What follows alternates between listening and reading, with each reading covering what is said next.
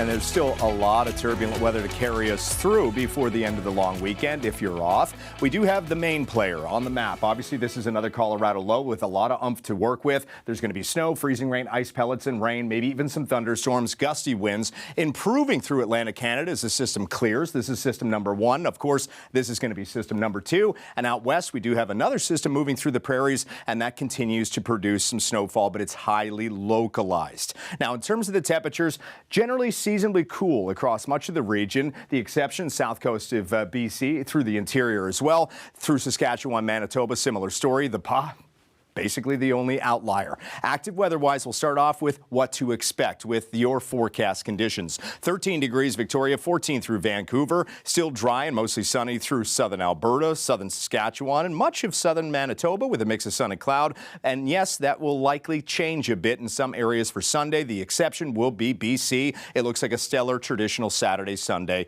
weekend. Now, in terms of the active weather, once again, this is the major player. There is still pockets of snowfall through the interior, especially right along the Rockies.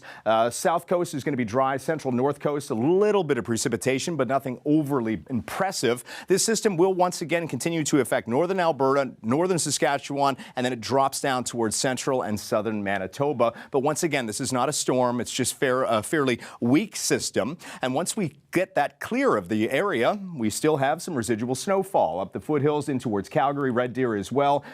This will continue to be the case as we get through the evening, overnight, and into Monday morning. It starts to move up towards the north, and then it's all about the next system. Upper ridge collapses, upper trough starts to fill in, and although we're not seeing a lot of active weather across the south coast, it will eventually move its way in towards Alberta and eventually Saskatchewan, and that would be Tuesday and into Wednesday and Wednesday night. Here's a look at the snowfall we're expecting through the day on Monday. So in terms of the rainfall, that will be basically across the central coast and north coast, and once we get into eastern Canada, it's a story about warmth still in place for Windsor with a high of 20. There is also the risk of thunderstorms scattered across the northern shores of Lake Erie towards Niagara. That should hold off until the evening. Into Sunday, it gets still cooler for Windsor, and it gets a whole lot wetter across the Maritimes. Snow, freezing rain, and ice pellets across much of eastern Canada. So here's what we're looking at. One system clears, still some residual showers, snowfall across Cape Breton, Newfoundland across the Avalon. You're going to hold on to snow through the morning, gusty winds as well, so please be careful out there on the roadways.